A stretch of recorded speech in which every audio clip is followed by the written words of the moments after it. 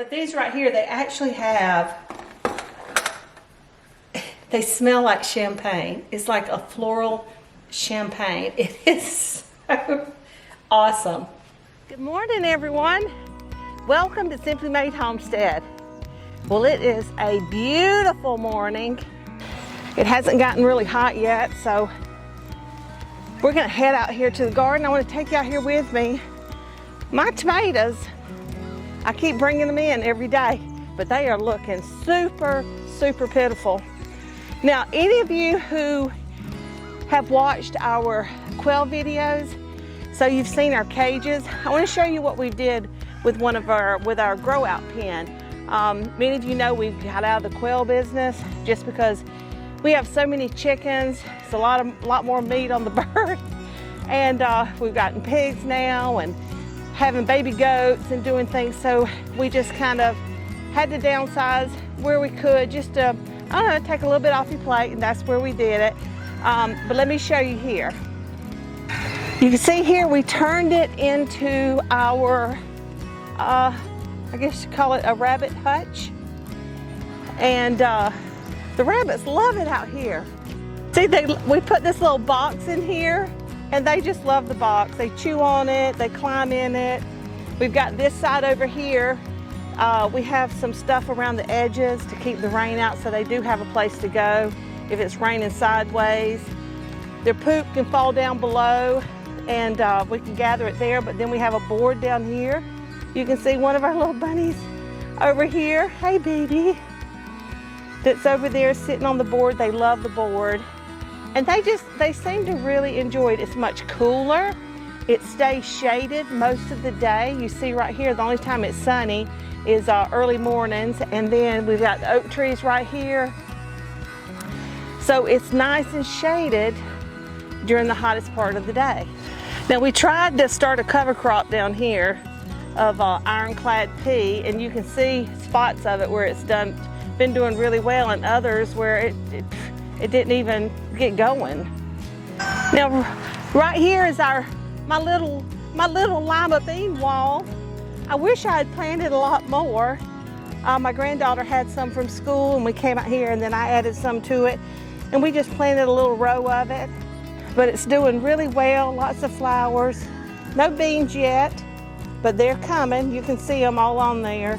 So I'm really excited about those. But over here, y'all, this is where I planted the roselle in buckets this year. And I won't do this again. They just haven't done as well. And there's a calyx there.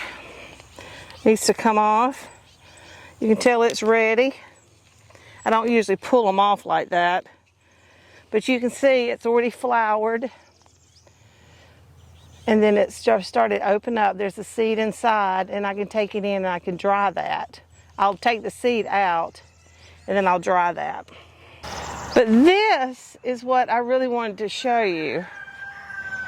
Our tomatoes, they are just about done down here in Central Florida.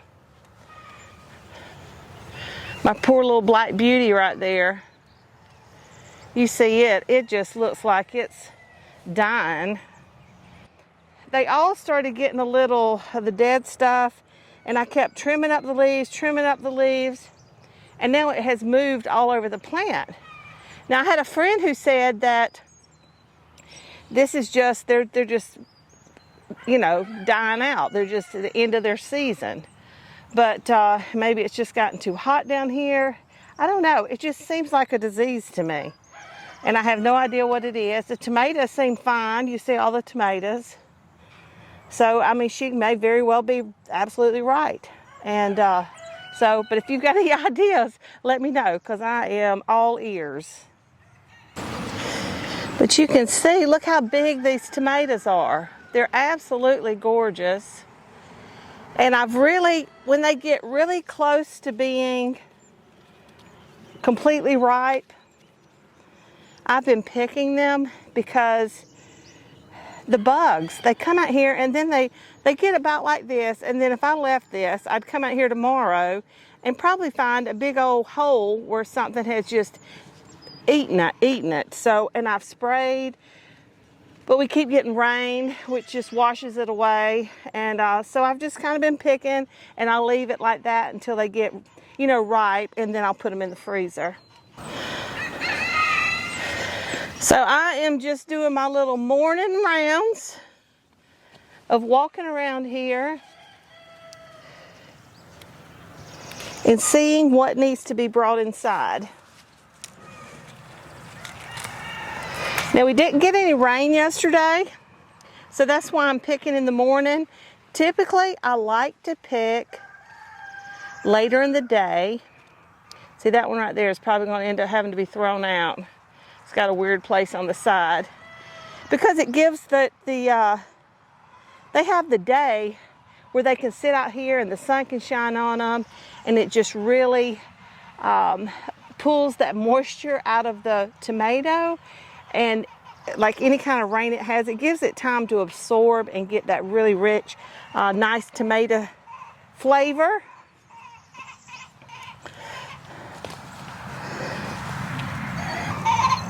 Now the little tiny cherry ones, I'll leave those on there until they're completely ripe so I can have a little snack. Now, most of the time when I pick my tomatoes this year, they have had some splits on the top or some kind of little boo-boo like that. But look at that, y'all. A beautiful, perfect little tomato. That's exciting. Well, that is not a bad basket of tomatoes. But see how I'm having the splits?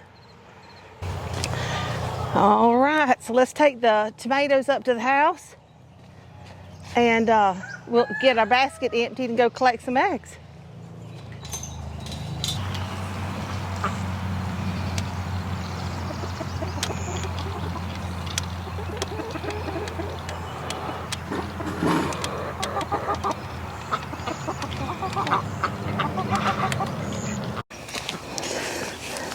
Come on now. There you go. You can come back. Yes, you can. Go on back. Y'all, I got to show you this. These two right here. This is Snow, our little white Americana. And this is Mabel, our little blue-laced red Wyandotte. And both of them have hatched eggs for us before, and they're excellent mamas. And they have been so broody, but they want to be in the same box, as you can see. So I thought, okay, y'all are really good mamas. So I'll move you out there to the run that we don't have any chickens in. They'll have a place of their own. They can hatch their babies, raise their babies, and it'll be awesome, you know. We've got some black copper Marians that I would love to hatch. I've got some breast chickens I would love to hatch. I don't have an incubator right now. And so I put them a bunch of eggs out there. Some self-blue Americana eggs, put them out there underneath them. I thought, okay, they're up moving around. It'll just take them a few minutes, and then they'll get used to it, and they'll settle on down. Well, went out there later, they had strewed their eggs all over the place. That place, how big are those runs out there, Drew? Like the runs, 4 by 12? Yeah, 4 by 8. 4 by 8? Yeah. Okay, so they're, are you sure? Yeah. So they are 4 by 8 feet. They got plenty of space. There's a run out front, which I didn't open them up to it because I figured all they want to do is sit on their eggs. They wouldn't do anything. They're out scratching around, running around. And then finally, after a couple of days, I thought, okay, they're not going to settle down. They don't want to be in there. The eggs are everywhere. They're not sitting on them. So I put them back out here. They both ran over here into the nesting box. And there they sit. Are there any eggs under there? Because I'm here to collect. Come on, you got to give them up. We don't need any of these girls hatched. We sure don't. Y'all don't even have any eggs under there? What? That's just crazy. Y'all are so cute.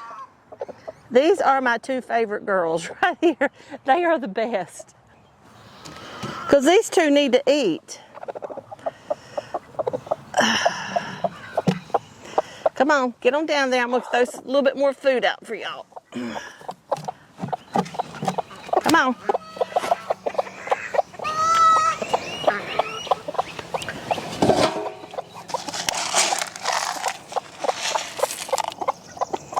Snow, come back over here, honey. Where'd you go? Food's here.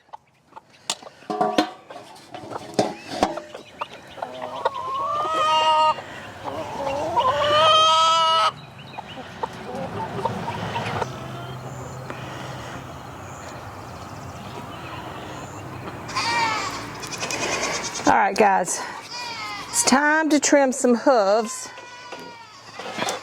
Ooh, Lordy, I need a brush. Where is my brush? I don't know. You really don't want to cut through that, all of that sand, if you can help it, because it just dulls your blades. Papa needs to get on up here. Come, he always has the brush handy somewhere. Now, when you trim their hooves, you do have to be careful because you can cut it too short. Just like we can cut our nails too short and cut it down into there quick. If it starts looking pink, then you know you have gone far enough. But our goal is to create a nice flat foot, so they have a nice solid base to stand on.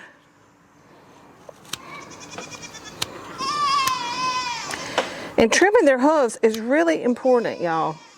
You don't need to neglect it. It will affect their entire leg. Just like when people have like really bad foot problems and things, it can affect the way you walk. It can cause pain. Well, it's the same thing for our goats.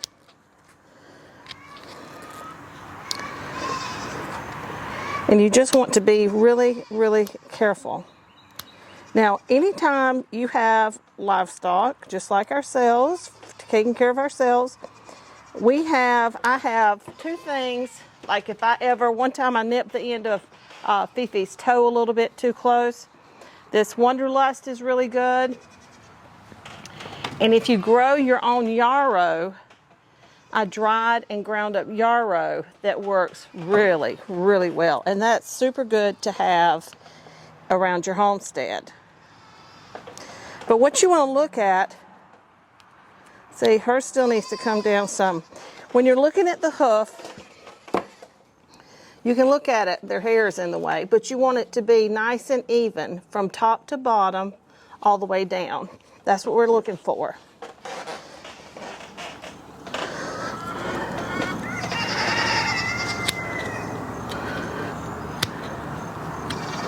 Now, I like to put mine, because I give them their selenium the first of every month.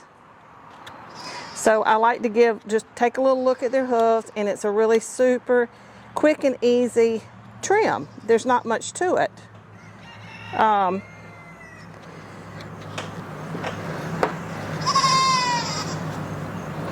would never wait more than 2 months, but really about 4 to 6 weeks is a really good time span. Because stop, Fee. And she's my one that behaves. Alright, so that looks pretty darn good. Let's see this other one here. Come on, Fifi. Fifi. Oh, I know. You're out of food. She'll let you know now, let me tell you. She will let you know. Come on, baby. Bend for me.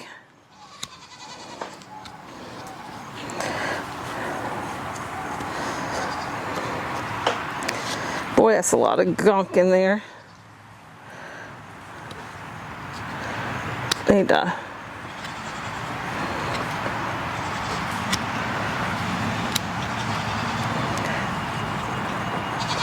And you don't want to cut the sides up too far. You want the sides to be nice and even with the bottom of their foot.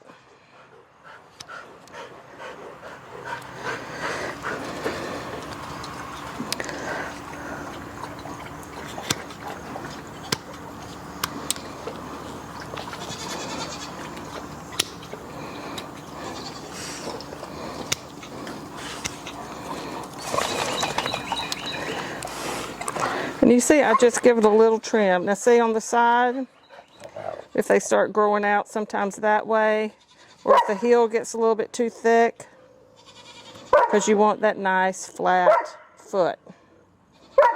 Maisie, hush. I really don't need y'all over here helping me today. I don't.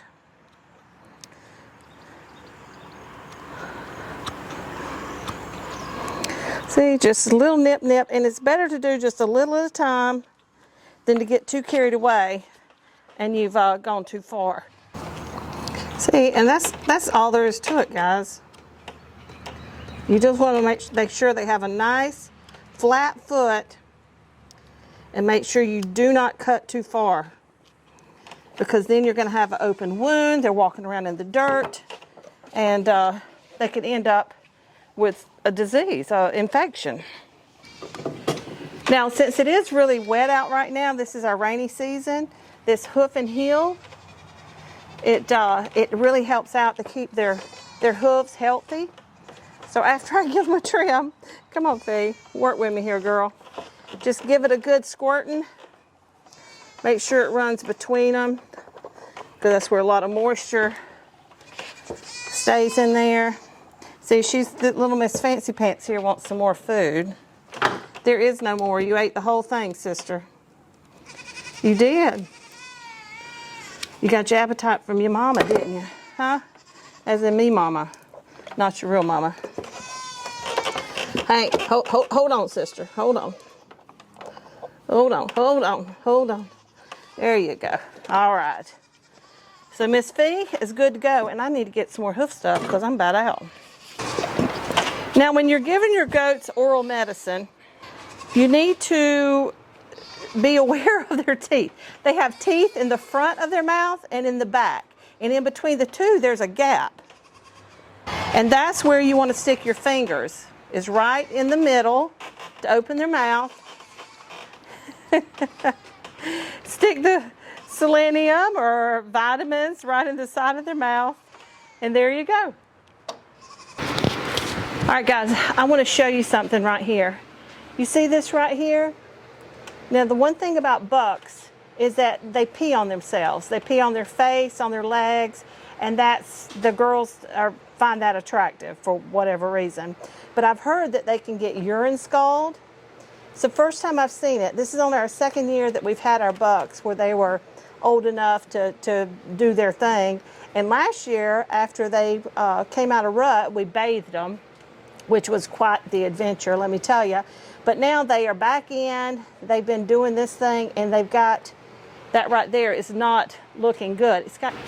All right, now I know to watch for it. Honestly, I don't know how to treat it. So what we're going to do today, because I've got him on the stand, I want to go ahead and take care of it while I've got him here, and then I'm going to research it to see if there's something else that I should be doing. But the first thing I'm going to do, I'm going to wash off his legs, and then I'm going to apply some burn salve. It's it's homemade burn salve, and it works really well on us. So I figure it's going to coat it. It'll be good for him. So I don't see how that could possibly go wrong. It's all natural, and I'm hoping that this will really help him out. Okay, let's hope he doesn't stick his foot in it. We just used a little hand soap in water, and I want to clean him off really good. Look at that. Bless his heart. Got the fan going here because it's hot as it can be. I had sweat just running down all in my eyes.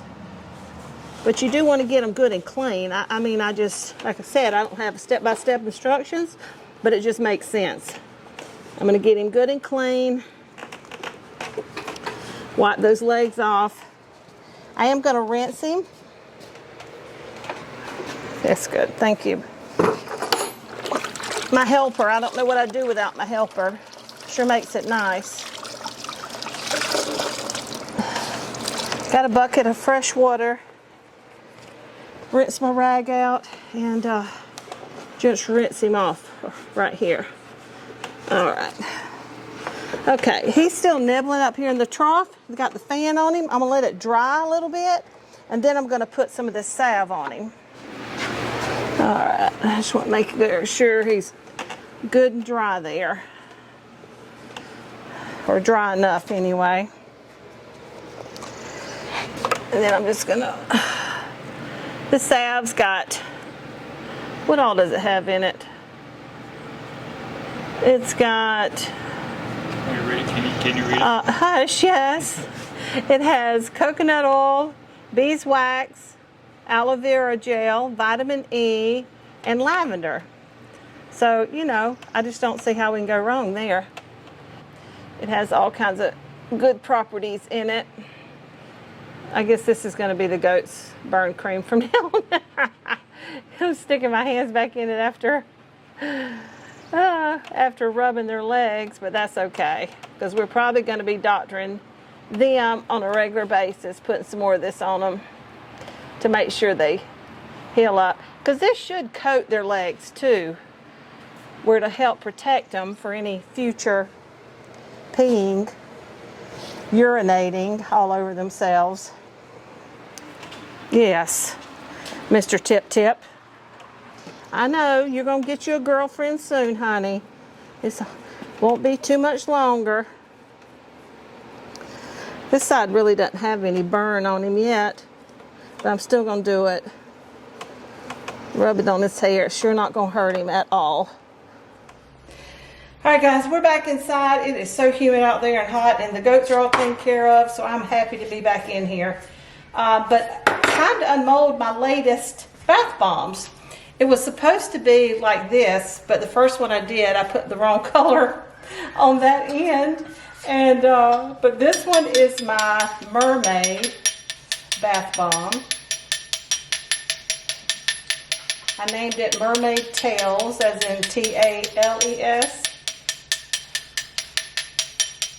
It has a very kind of a saltwater, floral, very soft, kind of like a saltwater hibiscus, fresh scent to it. It's absolutely yummy. Of course, I did this one with my little Mia in mind, my little granddaughter, that y'all hear about often, because she loves mermaids and she loves bath bombs. And this thing is really stuck on there. And sometimes, y'all, this is just the way it is. And you just got to keep working it, because it will come undone or let go. And it takes on a duller sound when it does. I think this drives my husband crazy, because yesterday he brought me a rubber mallet to use.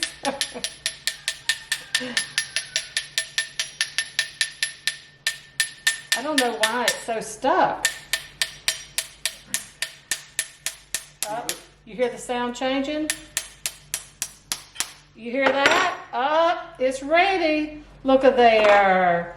See, and I wanted my glitter on the lighter side. So it's still a good bath bomb. There's nothing wrong with it. You see, it's solid. It's absolutely beautiful. It smells delicious. I mean, seriously, y'all, delicious.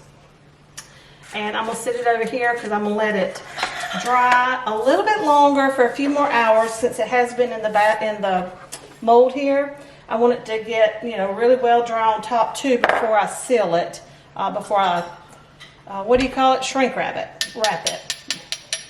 Now the shrink wrap that I use, it is perforated, so it does still get air through there, and you can smell it, and it just works out really, really well.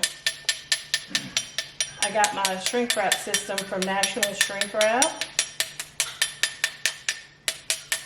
That one sounds like it might be. Yep, see, that's the look I was going for with the sparkly on the light side. All right, so let me get the rest of these done. And then we're going to move on to the other one that I can't wait to show you too.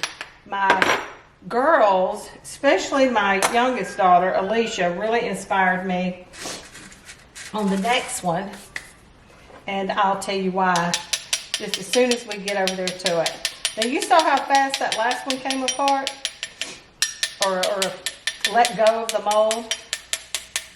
You can hear this one is too. Usually that first one, it's not that hard. Look at that. Isn't that beautiful? I just love that. Sure do.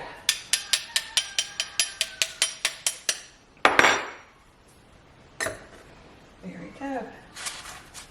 Moving right along. That fast. Look at it. Beautiful. Beautiful, beautiful.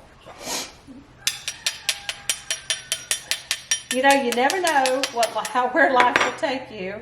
And I learned how to make goat milk soap out of necessity because we had so much goat milk. And I love homemade things. I just, all natural things. It's just, I believe with all my heart that it's healthier for your body, for the environment, for everything. So, and then soap, when I started making soap, my granddaughter said, Nene, make bath bombs. And I'm like, no.